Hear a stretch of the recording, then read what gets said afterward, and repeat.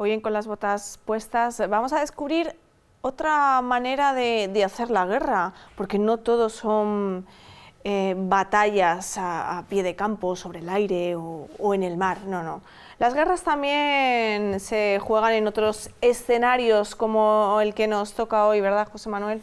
Sí, ¿qué tal? ¿Cómo están? Pues el escenario de hoy, como ha dicho Bensi, no lleva munición, ni vamos a ver aviones de combate, ni portaaviones, no. Es otro escenario, otro tablero, ¿verdad? Sería la palabra, escenario. Y el tema, pues bueno, lo voy a citar, porque criados, intrigas y espías, inteligencia militar. ¿Qué es eso de la inteligencia militar o del espionaje? En el mundo militar se habla de la importancia de la comunicación, pero en realidad es la información procesada que se convierte en inteligencia. Podemos comunicar bien algo, podemos comunicarlo mal, pero en el fondo es un arma, la información es un arma, y todo lo que vaya alrededor de esa arma es potencialmente positivo o negativo, depende de quién lo emplee, ¿no? Pero, ¿qué es eso? ¿Qué es la inteligencia militar? Es una parte de la seguridad, está en todos lados. ¿Dónde está la frontera?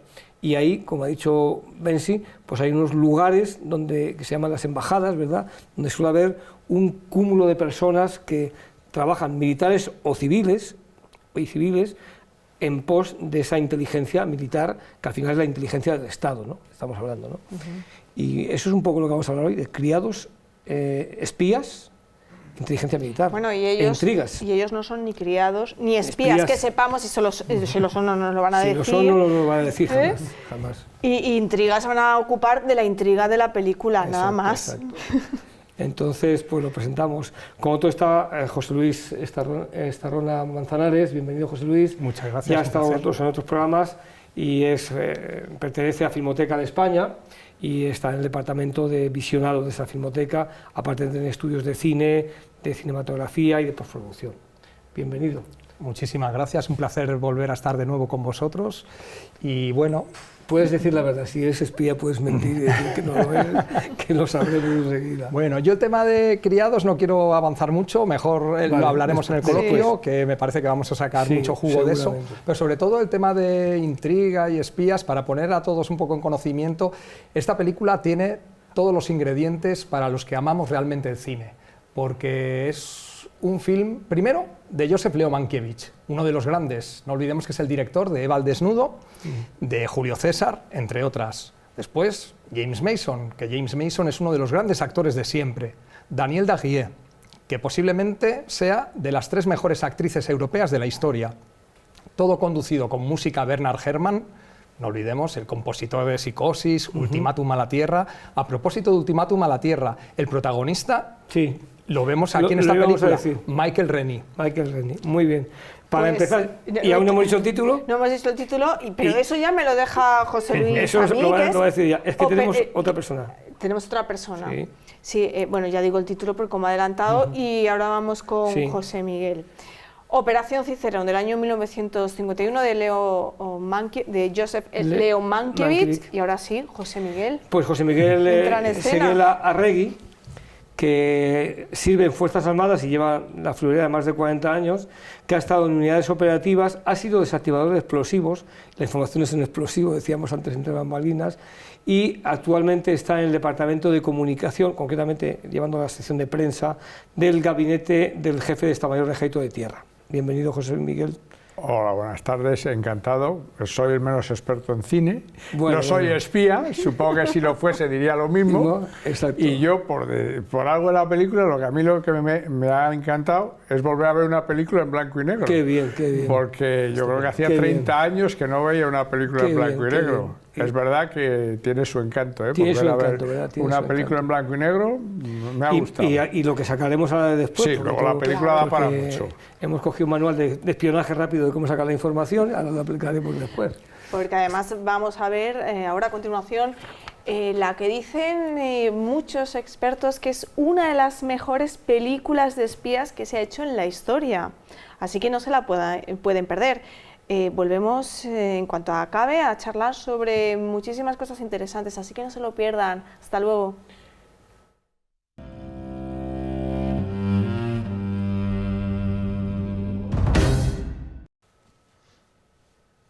Ya estamos de vuelta con las botas puestas después de haber visto Operación Cicerón, una película del año 1952 del gran Joseph Mankiewicz. Bueno, ¿cómo se os ha quedado el cuerpo después de la última escena de esta película? Los billetes que se han volado, lo estaba buscando, pero no ha quedado ninguna. Oye, qué buen final esta película. El final es muy bueno. El final es prodigioso, el final. Dejarme hacer un apunte, que es que esto, si no lo digo, exploto. Venga. El final, ¿a qué os recuerda? ¿A qué película célebre os recuerda? A ver, es que hay muchas, a mí me recuerda muchas, pero además en la cámara hacia arriba, el de abajo... no, por la risa, sí. por la risa. Por la risa y sobre todo la pérdida del dinero, del botín. Bueno, la jungla de asfalto. Bueno. El tesoro de Sierra Madre. Sí. También. Cuando John Huston con Tim Holt pierde todo el oro por esa tempestad en pleno desierto y se va todo, y empieza Walter Huston a soltar carcajadas, que posiblemente es uno de los finales más bellos de la historia del cine. Aquí en Operación Cicerón también lo vemos, porque vemos a James Mason en ese ático o villa sobre las vistas de río. Se ha cambiado el apellido, sí. Se llama muy italiano, sí. Pero yo me había quedado con lo de la sonrisa esa, que sí, pero es el efecto que la cama te va hacia arriba y los billetes vuelan, ¿no? Dice, sí, pero tiene otro efecto ese final, para mí. Sí. Pues, vas viendo la película y dices, esta de espía tiene un final ya... previsible, en uno u otro sentido, pero tiene previsible, y si no, y al final no, le da otra vuelta, es un final que no esperas, el final está muy bien. Claro, ahí está la gran maestría de Joseph Mankiewicz, que aparte de uno de los grandes directores de la época dorada de Hollywood, era también un grandísimo guionista, un hombre muy sofisticado, muy inteligente, muy culto, que lo demuestra tanto en la factura de la película como en los guiones. Las frases de esta película son para marcarlas. Acuchilladas. Muy bien. ¿Qué diálogos? ¿Qué diálogos? Tan inteligentes. Mankiewicz siempre se ha caracterizado por sus diálogos tan brillantes, recordemos los de Eva al desnudo, tan sagaces, con Margot Channing, con Eve Harrington. Y bueno, en esta película, como curiosidad, el guión lo firmó Michael Wilson, que es el guionista también de Un lugar en el sol de George Stevens y de Lawrence de Arabia, como curiosidad. Que estaba en la lista negra del macartismo. Michael Wilson. Y además empieza, igual que acá, con una frase ahí lapidaria casi al principio, cuando presentan en el Parlamento británico la pregunta del libro. A mí lo que me encanta es la respuesta del Ministerio de Exteriores británico, dice... algo así como, no es textual, pero dice, se han tomado las medidas para que no vuelva a ocurrir. O sea, que ni sí ni no, lo admites, pero no acepto responsabilidades. Dice, para atrás, eso para atrás. Lo hemos hecho de pena, pero jamás lo admitiremos. A mí me gusta ese inicio, público, incluso la cámara creo que está en la misma posición que al final, en arriba, como una especie de grúa, cogiendo el sale parlamentario con el libro. Con el libro. Y además hechos reales, porque efectivamente las intrigas palaciegas, pues el tema de hoy es eso de criados, espías e intrigas, ¿no? Esas intrigas entre las embajadas, y el comienzo me parece fantástico, cuando dice que viene el embajador inglés y dice, me voy. Quitan Wagner para no... para que no le choque. Toda la comitiva, parece hasta de Berlanga la película, tiene un toque de Berlanga. Toque de humor.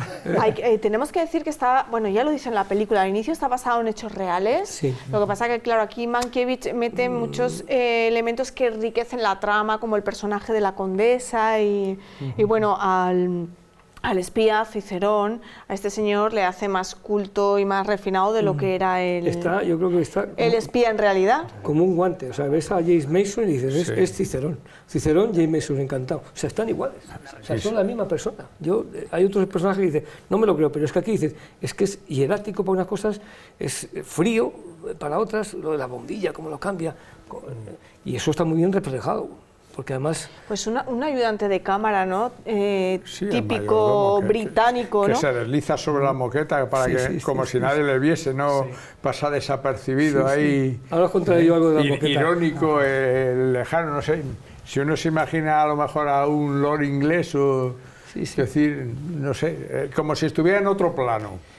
Y luego lo de la inteligencia militar, que está muy bien también tratado, como a pesar de la diplomacia y de los espías, las intrigas, está la inteligencia militar que está barruntando cómo van a sacar la información, si me la pasan bien, si me la pasan mal, vamos a probar cómo revelan las...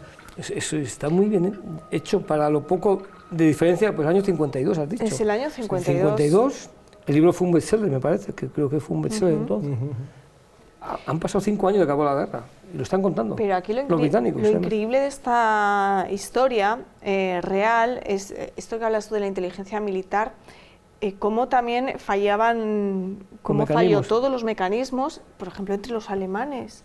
Por lo visto se llevaban fatal, el ministro de Asuntos Exteriores... Son problemas de celos. De celos, sí, pero que al final... De lucha por el poder. Hoy se llaman egos, ¿no? A esto. Pero al final hace que falle toda la cadena. Sí. Al final el pobre perjudicado es como se llama. Y lleva al fracaso de la misión. Moisiski, que es el segundo. Que al final es el que va a pagar los platos rotos de la historia, porque él es el que apuesta porque es un espía de verdad. Y luego cuando le dicen, y usted fue el que nos lo metió y no comprobó que era quien decía ser, ¿no? O sea, el pobre hombre allí tiene un papel desdibujado y al final es al que sacuden. Eso sí no lo fusilan luego. Pero que esto es real. Tuvieron en sus manos la operación del día D, Normandía, el desembarco de Normandía. Y no dieron crédito, no pensaron que era cierto. Yo creo que en más películas se habla de esto del día D, porque nos han bombardeado mucho con el día D. Lo tenían en muchos documentos, lo que pasa es que no sabían si realmente si era información verídica o falsa, ¿no? Tú muchas veces puedes manejar, no soy espía tampoco, lo digo porque me estáis mirando ya con cara extraña, no soy ningún espía. Entonces tú puedes mandar información falsa y ver si la información falsa llega al punto y ese punto lo vuelven a transmitir. Entonces, si viene la información igual de confidencial y de íntegra, es que no pasa nada, pero si alguien la ha cortado, lo ha tocado y te vuelve a llegar, dices, aquí alguien ha tocado la información, no sé si me estoy explicando. Entonces, de Normandía se habla mucho, no creo a lo mejor que fuese tanto, como dices tú, de que fuese a raíz de eso nos enteraron, sino que pasó información falsa y no falsa, y al final pues no le creyeron, que es lo que viene un poco a contar esta película. Pero sin embargo... Eso es Pedro y el Lobo, ¿no? Cuando eso, ya te que viene el lobo, es eso, que viene el lobo. Pero, sin embargo, lo someten a una prueba ahí, la información, una prueba que en la realidad costó 4.000 muertos, que es el bombardeo, le da la fecha al bombardeo, me parece que dice de unas instalaciones petrolíferas, pero luego creo que fue de Sofía en la realidad, y hay 4.000 muertos ese bombardeo, que es lo que le sirve de prueba para decir, oiga, pues lo que nos da es bueno.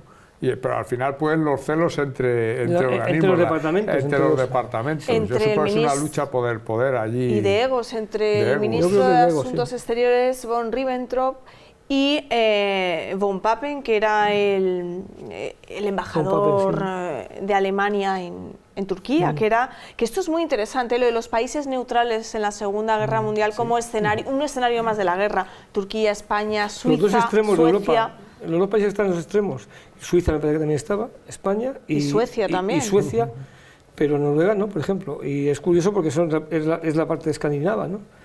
O sea que, claro, toda Europa estaba menos 3 países. Y se jugaron batallas de inteligencia muy interesantes en estos países durante la guerra. Y está creo que bien reflejado las persecuciones de los espías con los coches, que eran esos cochazos que son casi de cine negro, ¿no? Americano. A mí me da una película que pasan los años, la veo y digo, es que está fresca la película, para mí, ¿eh? Luego otra cosa importante, ahora que Bensi ha señalado lo de la neutralidad de los países, ¿os acordáis también sobre Suiza? El comentario que hace la condesa Stavisca sobre el intermediario, que es el que le está la reunión con James Mason. Un poquito es, como dice ahora la gente, ¿no? Los zascas a esa nación, que también ya lo recibió en el año 49 en El tercer hombre de Carol Reed, cuando Harry Lime dice que Suiza, el mayor legado es el reloj de cuco. Es un poquito otra vez contra Suiza, parece que están en la diana, ¿no? de esos años, de las grandes filmaciones. Busca que no haya neutralidad, busca que esté a un bando o en otro. Y luego, como y en la película lo refleja muy bien, decías, todas estas intrigas se producen en las embajadas, en las propias mezquitas, en los cafés, en cualquier calle. Y esto la película, la dirección artística lo muestra muy bien. Yo creo que está muy bien documentada, y sobre todo a ver cómo lo puedo decir, decirlo bien. ¿Cuál es el escenario que has dicho tú al principio? Hay siempre una actividad diplomática. hay un concierto, hay una reunión, hay una comida, hay un café. Y en esos sitios, alrededor, es como la cadena que va saliendo. Pues voy a ver a fulanito, aquí está la condesa no sé quién, que es muy bella pero que está sin un duro, viene un poco a decir eso, pues necesita dinero, pues voy a hablar con ella. Y von Papen, que ha dicho que fue el ministro, que iba para el ministro de Asuntos Exteriores alemán, pusieron a von Ribbentrop, pero luego cayó en desgracia con Hitler, parece ser, por lo que yo he estado un poco goteando, porque se fue con una bailarina que era como 40 años más joven que él, cosa que en Alemania eso estaba... von Papen. Un papel. Entonces le regalaron a Turquía y luego resulta que Turquía tuvo un papel muy importante porque era un país que estaba así, como entre alfileres, ¿no? Para entrar.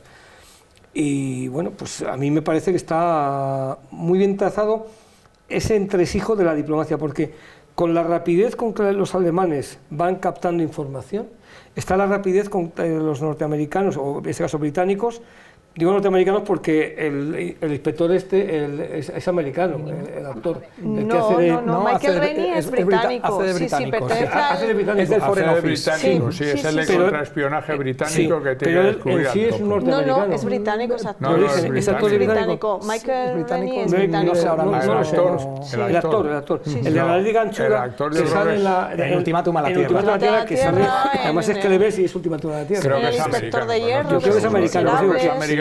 Que es un americano que hace de inglés. Hace de inglés. Que para mí es el que está muy bien, pero se ve que no es inglés. Voy a decir por qué. Porque ves al inglés, a Mason, que tiene esa forma. No, es un actor inglés, ¿eh? Rennie no lo sé. Rennie es inglés. Sí, pues vale. entonces... Nos rendimos. Es inglés. Para ti inglés, pero a mí me aparece... No, como para mí no. A ver. No, como lleva la gabardina tan deshilachada, va con el sombrero así, parece que es como norteamericano, tengo esa sensación. Y es la rapidez con que los alemanes van captando información y la rapidez con que la seguridad va actuando. O sea, hay un mecanismo de choque, que es la inteligencia militar. Es decir, tú me haces esa inteligencia, pues yo te hago contrainteligencia, que es para ver si te enteras. Esa pugna está muy bien hecha, en mi opinión, en la película. Aparte que tiene unos claroscuros y unos grises, esas luces. La película, en cuanto a ambientación, por ejemplo, es fantástica. Siempre hemos hablado de Cedric Gibbons como el gran director de arte, de la Metro-Goldwyn-Mayer. Aquí habría que romper una lanza por Lyle Wheeler, que era el decorador de la Fox. Que vamos, es que... Sí, porque tiene tantas y tantas películas. Era una eminencia en su... Sí, o sea, bueno, es el decorador también de Eva al desnudo. Vamos, es un decorador excepcional. Vamos. Hasta el plano de la aspiradora es buenísimo. El de la aspiradora. Está rodada en escenarios reales, me parece que pone al principio. Sí, en las calles, sí, pero luego... No, pero tanto en Turquía como no sé si será verdad, Ankara. supongo que será Ankara. Sí, el bazar es el de Ankara. Pues hoy en día... Eso ya no existe, eso de rodar en escenarios reales, poco ya, ¿eh? Pues yo creo que muy poco. Pues sería de las primeras, porque entonces no se rodaba en estudio muchas veces. Bueno, y está en parte, está en estudio, todo lo que son interiores son estudios. Además, se nota en la sofisticación de los decorados, que sospechamos que no serían así ni muchas embajadas ni muchos lugares que salen, se nota que es estudio. Pero sí, las localizaciones exteriores es Turquía. De hecho, al final de la película vuelven a dar las gracias al gobierno turco por permitir. Bueno, me gustaría empezar a hablar ya lo que me he querido callar en la presentación, los criados, que me parece un tema muy jugoso. Los criados. Aquí posiblemente vemos... hombre, los dos criados más célebres de la historia del cine son dos villanos. Está claro. Como hombre, James Mason en Operación Cicerón. Sí. Y como mujer, Judith Anderson en Rebeca, la famosa señora Danvers. Vale, son los criados más recordados, más legendarios. Ahí estamos de acuerdo. Si es que ¿cómo está el servicio, no? Sí, la señora Manderlin. ¿Cómo está? ¿Cómo estaba el servicio? ¿Cómo estaba el servicio? No estaba Florinda Chico, ni todas las que conocemos, estaba muy mal. Pero sí, criados y espías. Uy, espías. De intrigas, hemos hablado de intrigas. En esta película es tremendo de espías. En esta película también aparece el famoso tren, el recorrido que hace en tren James Mason entre Ankara y Estambul, que está todo lleno de contraespías, espías. Ahí hay una amalgama de personajes.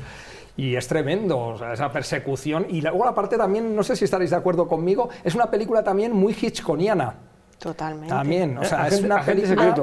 Sí, bueno, Hitchcock ya hacía películas, claro, estamos en el año 52. Claro, por supuesto, Hitchcock ya estaba en madurez. Incluso yo diría que Hitchcock, por películas posteriores, vamos, no sé si no copiar, pero cosas de Operación Cicerón vemos en otras películas, y esta también en películas de Hitchcock. Es muy deudora en una anterior de Hitchcock, famosísima, Encadenados. Encadenados también, con toda esa trama de personajes nazis. Sí. Luego, pues ahí el famoso MacGuffin de Hitchcock en Encadenados, que es el uranio. En esta película se podía decir que son los carretes esos que James Mason entrega a Moisich constantemente. Qué bien lo revela, ¿verdad?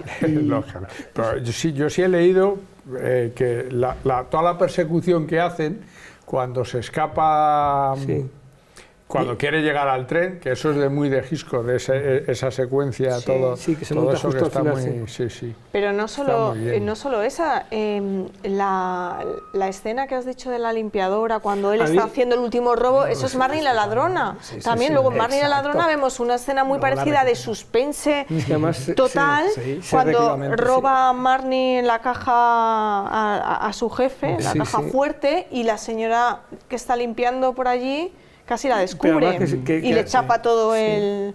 Que se recrea, porque llega la limpiadora, llama a la puerta, cierra, ¿sabes? La limpiadora muy avanzada, porque sabe cambiar un fusible, que lleva sabe dónde está el fusible, sabe mirar la caja de fusibles, sabe que falta un fusible, sabe dónde hay fusibles de repuesto. El factor humano, que lo habían despreciado. El capital humano estaba muy desarrollado, pero quiero decir, toda esa secuencia que te la hace vivir en tiempo real. Y con la música de Bernard Herrmann, fenomenal, de una manera muy sutil, te va apuntando los momentos de tensión. Va a saltar la alarma.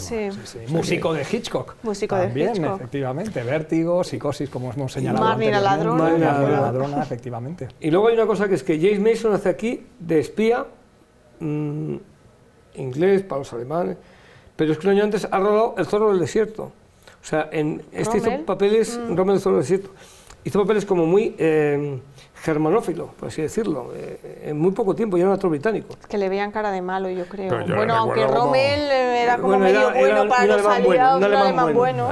Puede ser. Pero recuerdo en papeles de malo. Sí. Allí Mason. Siempre, sí. Bueno, Asesinato por decreto, la que sale también haciendo de Watson, ¿no? En El prisionero de Zenda también. De malo. Y luego ese personaje El príncipe valiente, tan turbio que es el de Lolita, luego ya cuando era más mayor. Sí. El príncipe valiente hace de Ser Modric, parece. Sí. Con un Robert Wagner que parece un vikingo muy joven. Pero es el Basil Rathbone de los ingleses. Es el Basil Rathbone de los ingleses. Que será, puede ser. Sonó, estuvo en las quinielas para interpretar a James Bond. También James Mason en su día. Lo que pasa es que... ¿En qué año? Porque falleció en el 70. Sí, pero las primeras entregas. Las primeras son del 60. Empezó la primera en el año 60 o 62 pues aproximadamente. Ya estaba mayor para hacer de James Bond. Pero bueno, sonó, que como era británico y era conocedor. O sea que criados y espías tenemos ya. Y tenemos los billetes falsos, que lo habéis dicho. Los billetes tipo sábana, que eso no cabía en un bolsillo, así. Cuando saca el billete digo, madre mía, un palmo largo. Parecía la quiniela. Que eso también es cierto, la operación Bernard de los nazis para sembrar Europa de libras falsas, que de hecho tuvo bastante éxito, esa operación. Hay una película del año 2007 que se llama Los falsificadores, que está basada en ese hecho real. La operación Bernard, que hacían judíos presos, hacían estas falsificaciones de libras esterlinas, incluso llegaron a falsificar dólares. No lo sabía. Sí, es un hecho real. Me ha llamado la atención, como dice José Miguel, los billetones que llevan, que parecen casi... Y se dedica, dice, ¿cuánto le dan? 100.000 libras, y se dedica a contar billete por billete. Sí, y bueno, y el chaleco que lleva él con los bolsillos así, para meterse en los fajos, parece de Peckinpah de las películas del oeste, de ahí las alforjas, o sea, que está preparadísimo. Eso es estupendo. Eso está muy bien. Sí. El restaurante Hakim, que nos recuerda un poco al Rick's Café americano de Casablanca, un poquito, ¿no? Esa ambientación exótica también. Tiene ese aire, sí. Es un poco... Yo voy a decir una cosa, lo de las embajadas, ¿cómo lo veis? Eso sigue funcionando. No, las embajadas siguen funcionando. Pero lo de los espías sí, pues yo estuve mirando, por ejemplo, los espías también, ¿no? Wikileaks en el 2010 publica todos los cables o los telegramas del Departamento de Estado americano con sus embajadas. Luego las embajadas sigue siendo un anclaje de información. Un anclaje donde se puede sacar información. En el 17, el tema este de los funcionarios americanos de la Embajada de Cuba en La Habana, que dicen que se habían enfermado de cáncer por las escuchas, los aparatos de escucha o los de interferencia. Pero quiero decir que las embajadas siguen siendo un centro donde se maneja información. Sobre todo, lo que pasa es que, claro, yo supongo que ya, no sé, habrá caja fuerte. Pues ya eso... Bueno, ahora ya abrir ya la caja fuerte... Es muy incunable la caja fuerte. La fuerza así, es un incurable. Es un incunable. Y el pistón va haciendo así, entonces... Y además habéis fijado que la película está llena de cajas fuertes. Sí, sí. En casi todas las estancias claro, hay una caja fuerte detrás del cuadro, pero... Es como las va colocando ahí el director, las cajas fuertes. Lo que está claro es que queda patente que no existía la sociedad de la información ni los ordenadores. Pero cuando dice que le va a coger los informes y saca 7 folios, digo, ahora no hay un documento que no dure más de 70. Y saca 7 folios. 7 folios. Digo, ¿qué dirán 7 folios? Que además luego los cuentan, porque en realidad lo que le pierde es que ha robado la carta porque han contado que hay 5 cartas y solo quedan 4. Y falta uno que es la que olía a perfume. Así es. Pero sí, las embajadas deben seguir siendo, por lo menos, si se filtran los telegramas o los correos electrónicos con información clasificada, pues... Sí, porque se distingue en el mundo militar información sin clasificar e información clasificada. Clasificada es la que dice, luego hay unos grados de seguridad que ponen top secret, de máximo secreto, secreto, confidencial, y luego hay información sin clasificar. A mí siempre me ha encantado eso, sobre todo cuando los he visto en las películas, claro, lo de top secret, claro, tú pones una carpeta aquí, top secret, y lo primero que dices, pues voy a mirarlo, claro. Todo el mundo, claro. Si tú pones en una mesa eso me fascina. Alto secreto, el sello rojo, todo el mundo va a leer y dice, ahí hay algo interesante. Y si pones el menú del día... El menú del día, lo pones en clave y luego lo traduces con... Claro. Volviendo nuevamente al cine, me gustaría apuntar una cosa muy importante. Siempre estamos en el cine. Sí, sí, no, claro. Los anclajes de la información. Claro. Siempre. Pues, si os habéis fijado, en esta película, los grandes maestros es lo que tenían. En este caso Mankiewicz, como eran Ford, Vidor, Hawks, pues toda esta gente se llevaron a la tumba ese gran secreto y que era las miradas en el cine, que se podría hacer también una especie de estudio sobre eso, porque es algo impresionante y esta película es un exponente claro de eso, porque si os fijáis aquí hay 4 miradas inolvidables. Está la de James Mason cuando le está explicando a Daniel Daguerre su sueño, que quiere convertirse en aquel hombre cuando estaba enrolado en aquel barco que lo vio arribando a Río de Janeiro. La mirada que pone a James Mason es inolvidable, de ambición, de intentar conseguir. Luego, la inolvidable también de Daniel Daguerre cuando lo abraza. Sí, que mira la cámara de otra manera. Que ya está avisando. Ahí nos damos cuenta de que le va a traicionar. Le va a traicionar. Sí, esa es cara de traición. Cara de traición. Mira, ves, no somos espías, pero sabemos que va por ahí va el tema. Y luego la que es increíble también de James Mason, cuando Michael Rennie le dice, la condesa Stavisca se ha ido esta mañana a Suiza con 130.000 libras. Esa es la cara de Bogart en Casablanca. Eso es tremendo. La misma. Cuando dice, toca el piano, no sé qué. Cada vez se pone de rechazo. ¿Cuándo va a volver? Se aguanta. No ha dado fecha, ¿no? Como dice, cuando va a volver, no, que irá para largo o algo así, le dice. Su cara pues totalmente de acuerdo con lo que ha dicho de las miradas. Te falta otra mirada. La última, cuando le dice, si tenía ayer 7 millones en el banco, y dice, es que es falso. Bueno, esa mirada es económica. Esa ya es decir, pues ya no es rico. Sí, que luego la cambia cuando le dicen que han detectado los billetes en Suiza. Entonces también. esta mirada de, pues dos cafés. Pues yo no soy el único, también esta la he cogido, ¿no?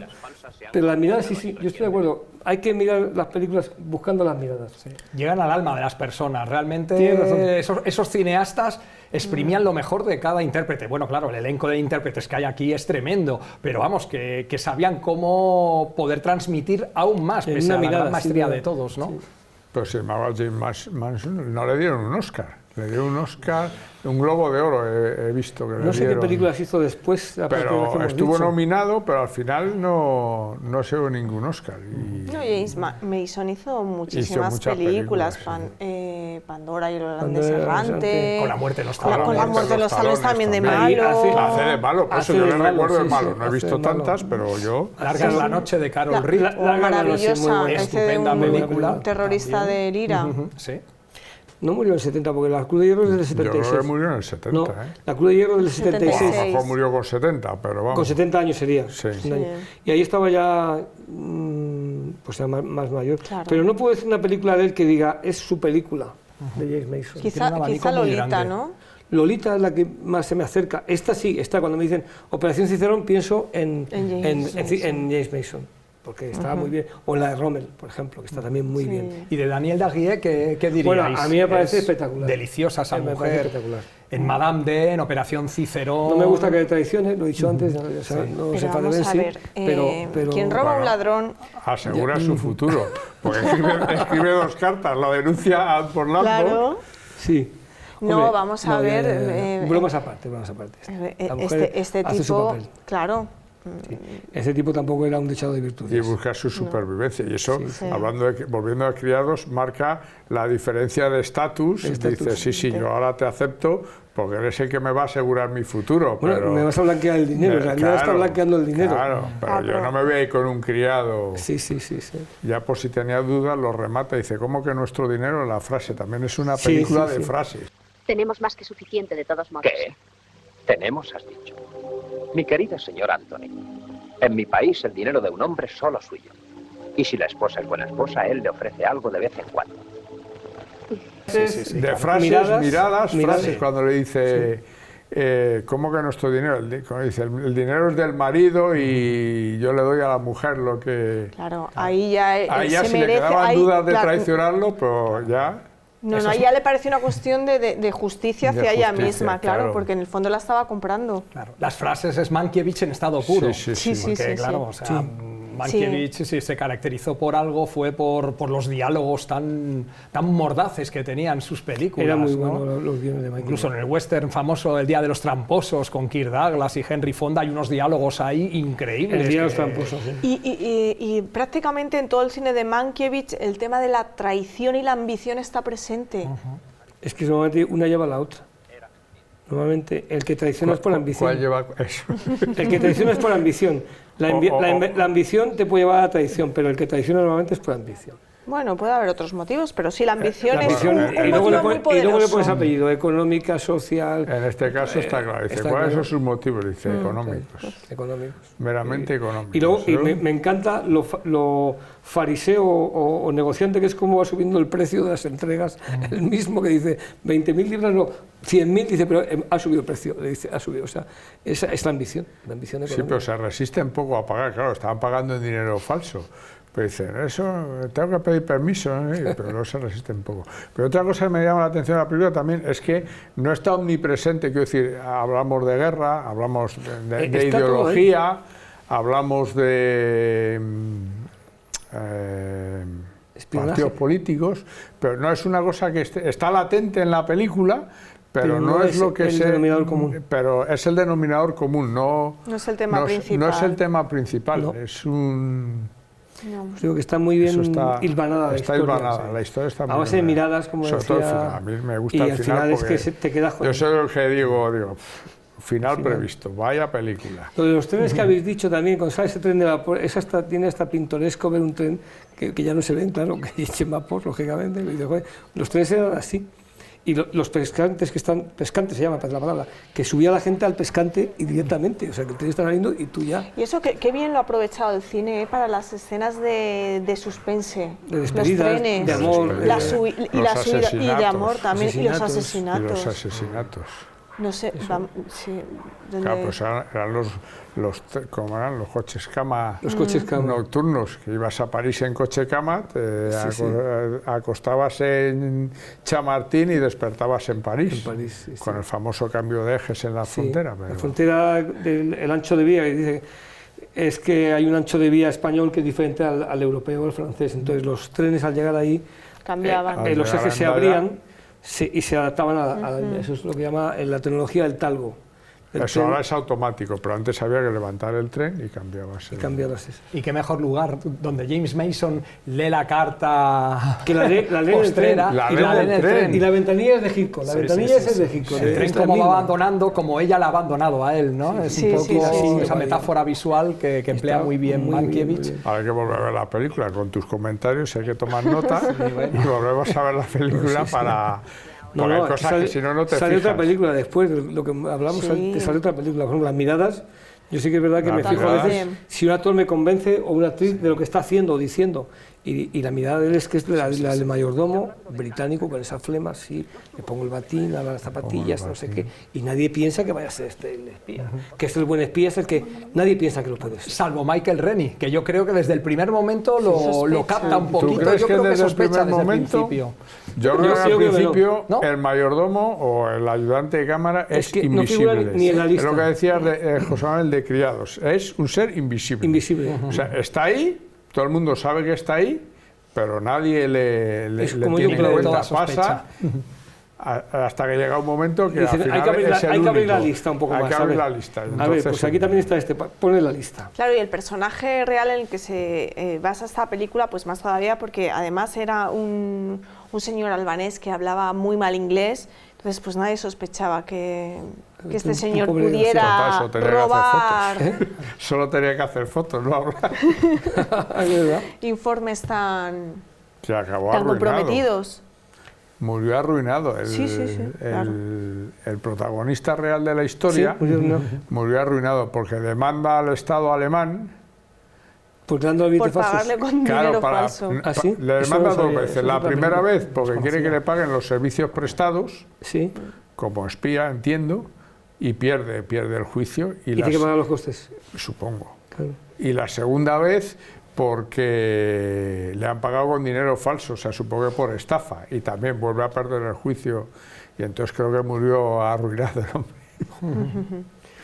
Bueno, no es una carrera se nos está agotando, se nos va el tren, como aquí, este tren de Ankara se nos va, y tenemos que subirnos ya a decir las escenas o secuencia, así que venga. Te toca, José Luis. Tu secuencia. No sé si os la voy a chafar, porque es a lo mejor una muy recurrente, pero es que a mí me vuelve loco, vamos. Es un plano secuencia. Es ese momento que vemos a James Mason, a Dielo, fotografiando por primera vez los documentos secretos. Esa forma que ha comentado muy acertadamente José Miguel, de deslizarse, que prácticamente levita a través de esa estancia con la caja fuerte que apuntabais, donde se guardan todos los secretos, de James Mason, es increíble porque te estás viendo que hay algo ahí que está moviéndose con una maestría tal, incluso cambiando las bombillas, en ese momento que irrumpe la presencia del embajador en la estancia. Él le coge el abrigo y cuando el embajador le dice que encienda la bombilla, cómo se las ingenia para solventar el cambio de bombilla, y vemos la maestría de la resolución de la secuencia, porque se retira él a su compartimento, a su habitación, y cierra la puerta, y así termina el plano secuencia. Simplemente excepcional, sin palabras. Sí. Además, con unos movimientos de cámara muy suaves, muy elegantes, que apenas te percatas de que se está moviendo la cámara y te va llevando. José Miguel. La escena final. Tú la escena final. A mí me encanta cuando va con el banquero. La risotada. No, antes. La risotada también, pero antes, cuando le dicen que... Toda la... Pero es todo falso. Y el banquero que quiere salvar su negocio dice, pero seguro que el señor no es solvente. Es solvente y tendrá una explicación. Vas a ver tú lo solvente que eres. Y dice, todo su dinero es falso. Y luego le dice, no, ya ha aparecido más en Suiza y en Turquía. Y ahí ya se reconforta y dice, sí, otra mirada. Esa es la que más me... Claro, y el tema de las apariencias, lo importante que es que lo dicen en un momento de la película, ¿no? Porque cuando van estos banqueros a hablar con él, este señor que vive en la villa, porque además él desde el principio, como tiene esa presencia, esos modales tan aristocráticos, todo mentira, pues claro, cómo le tratan con un respeto, como decías tú, no, sí, seguramente el señor... Tiene una explicación a esto, sí. Pero no se la puedo contar. No se la puedo contar. No me va a creer. Pues esa... Bueno, está muy bien, pues me toca. Pues a ver, yo es que me quedaría con varias cosas, pero bueno, venga, el arranque de la película, ¿cómo empieza? En esa embajada, escuchando a Wagner y vemos a Von Papen allí con alguien de la embajada japonesa. Aburrido, es que ya desde el diálogo del principio dices, bueno, esto me tengo que quedar, pero ¿qué están diciendo? Pero sí es genial. ¿Es usted el único alemán? Cuando dice el japonés, bueno, me voy a ir porque es que no aguanto, me duele la cabeza, y dice el alemán, no, sí, yo también, pues la música, Wagner, que no puedo con él. Ahí ya te está hablando un poco de la personalidad de Von Papen, ¿no? Y dice el japonés, no, es el único alemán sensato. Sensato. Y luego ya se va a hablar con la condesa, nos presenta a la condesa, unos diálogos. Bueno, allí de pronto cuando dice, no, claro, bueno, es que sí, claro, me he ido de Polonia porque las bombas estaban cayendo. Me caían encima. Claro. Es que, claro, con un cinismo y una. Es que lo dice. No sé si la palabra es esparpajo, pero lo dice con mucha naturalidad. No le está diciendo dice, porque caen igual encima. Claro. Nos la muestra comiendo también, con un apetito voraz. Claro.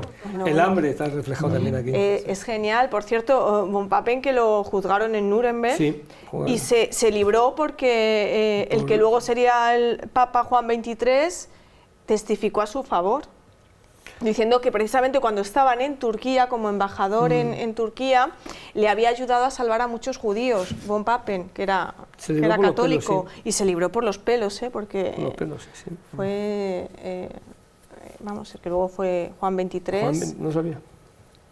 Y testificó a su favor.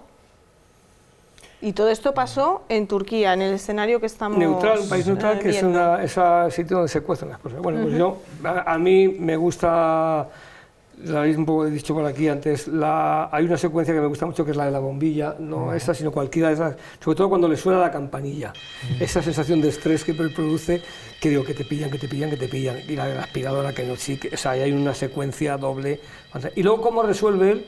Y sale corriendo y dice, han robado. Y eso me gusta mucho, esa secuencia. Pero me gusta mucho la de las miradas que dices, del abrazo de él a ella, que parece como muy película de amor, y cuando ves la cara de ella dices, aquí de amor nada, aquí cariño de amor nada, me voy a quedar con la paz.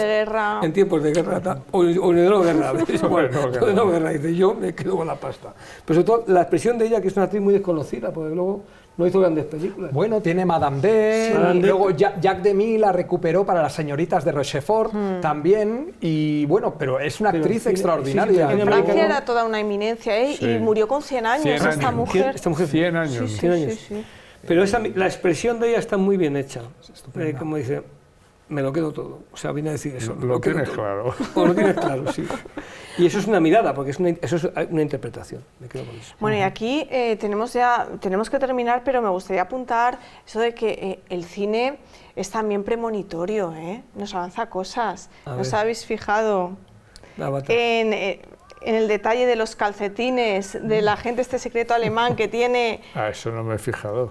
Cuando está el tomate, que pasó en 2007, creo que fue en Turquía, además, con el presidente del Banco Mundial, que con los famosos unos tomates en los calcetines también en una mezquita. Digo, mira, si es que ya se lo olía Mankiewicz lo que iba a pasar. No se puede permitir que sea presidente del Banco Mundial y no te compres un par de calcetines decentes.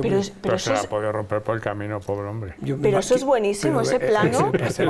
Ese momento. Que Moisich está estornudando y dice, pues sí que hace frío aquí, que tengo los pies, se me están quedando los pies helados. ¿Y cómo te muestran los alemanes? Por los pies, con los calcetines, y ves a uno andando con el calcetín roto, y dices, qué bueno. Son muchísimos detalles. Son muchos detalles. Es un cine de detalles. La película está completamente llena de matices y es una película de las grandes. Bueno, nos tenemos que ir, se nos agota el tiempo.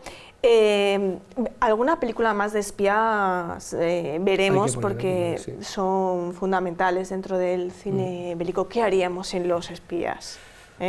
Pues ¿Qué haríamos sin ellos? Habría que inventarlos. Si no existieran, habría que inventarlos. El topo. El topo, por ejemplo, ¿no? O el puente de los espías. Mata Hari. El espía negro, una película muy interesante. El espía negro me pareció buenísima. De Michael Powell. Buenísima. Con los submarinos que están por ahí. Bueno, muy bueno. Una película muy de culto, muy con la muy difícil de por ver. Ahí, de la Primera Guerra Mundial. Buenísima. espía negro, de Powell. Bueno, nos vamos, dejamos con un vídeo institucional. Y despedimos aquí a José Miguel. Muchas gracias, ha sido un placer. Y un placer, como siempre, compartir estos momentos con vosotros y disfrutando de gran cine. Bueno, pues hasta la semana que viene, vamos a ver qué espiamos por ahí, luego se lo contaremos toda la semana que viene, hasta entonces.